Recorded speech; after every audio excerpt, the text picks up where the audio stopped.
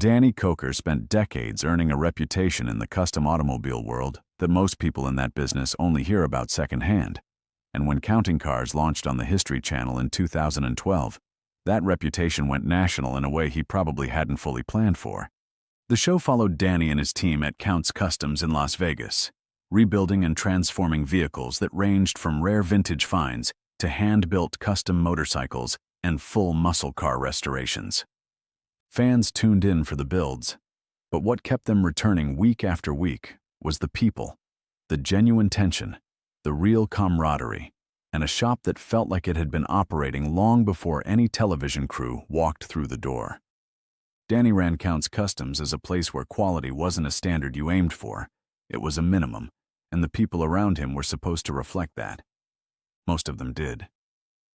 But 5 of them didn't, and what those 5 people did, or who they turned out to be, left marks on the shop and on Danny's trust that went far deeper than any episode of reality television ever showed. Detroit, Michigan built Danny's foundation before anything else had the chance. Growing up in a city where automobile culture defines conversations, careers, and entire neighborhoods, cars were never just transportation, they were identity. His father, Danny Koker Sr., toured as a musician with the Cathedral Quartet, which meant the household balanced music and mechanical obsession in equal measure from Danny's earliest years.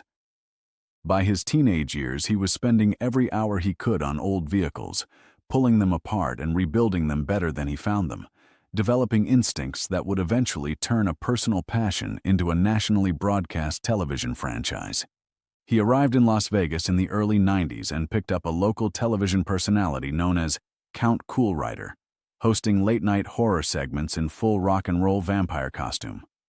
The bit was campy and smart about it, and it gave Danny a loyal following in the Vegas entertainment scene.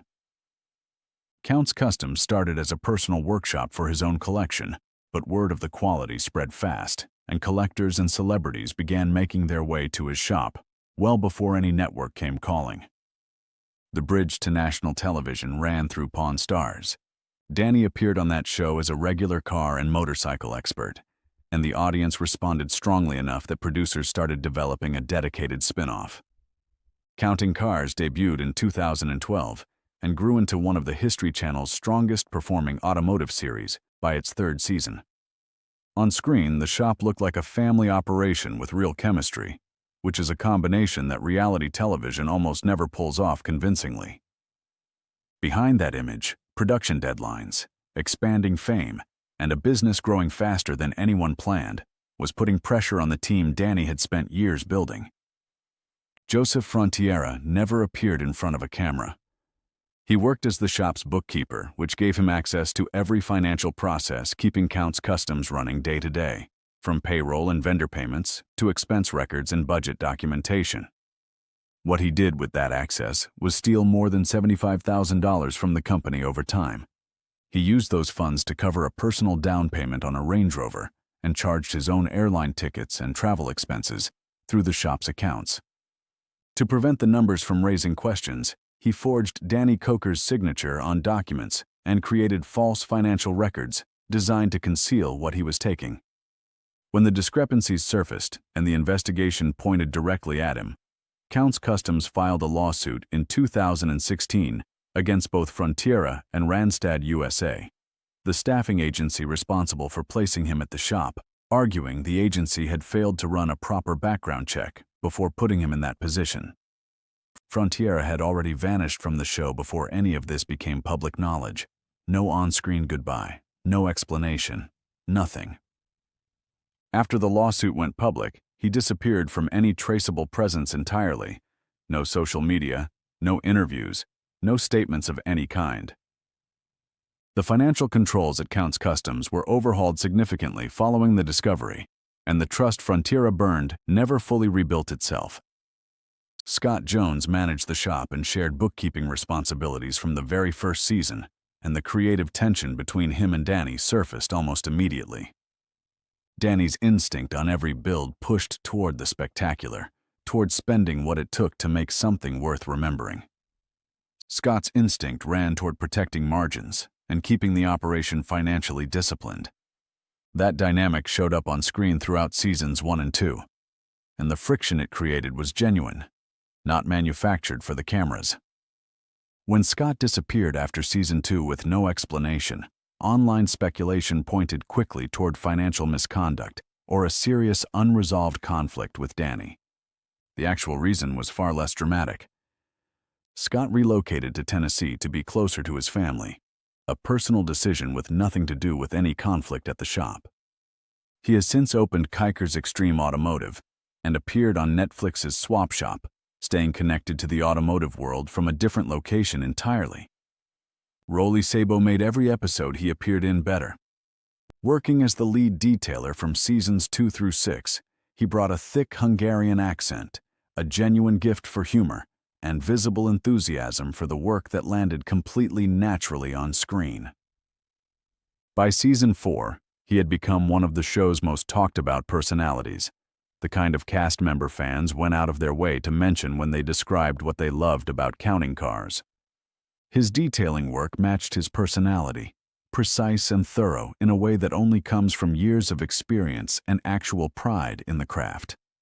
In 2017, thousands of dollars worth of professional detailing equipment disappeared from the shop, and Rolly's appearances stopped shortly after. Count's Customs never made a formal statement, and nothing was confirmed publicly, but the timing of both events pointed in a direction that fans recognized quickly and never stopped discussing.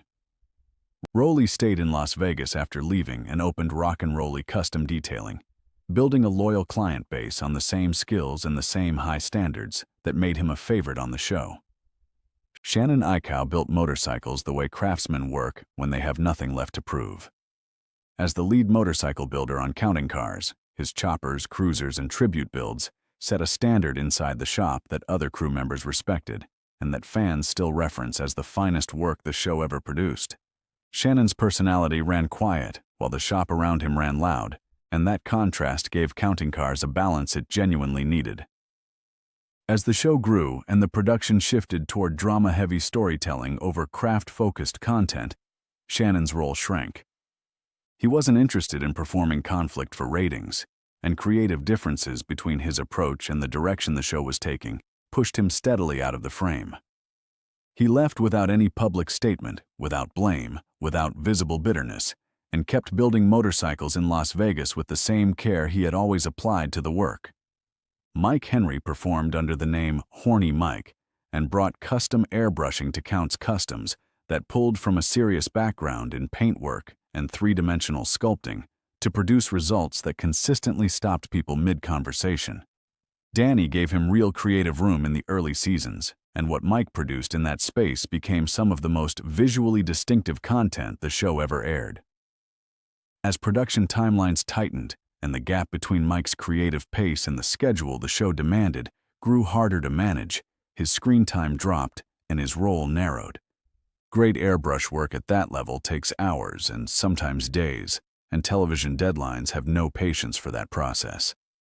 The relationship with Count's Customs never fully severed, and Mike continued stepping in for select projects while building Horny Mike designs into a recognized name at car shows and custom events across the country. Between stolen money, missing equipment, quiet personal decisions, creative fallouts, and craftsmen who simply outgrew what the production needed from them, these 5 departures explain more about the real life of Count's Customs than the show ever made time to address on screen.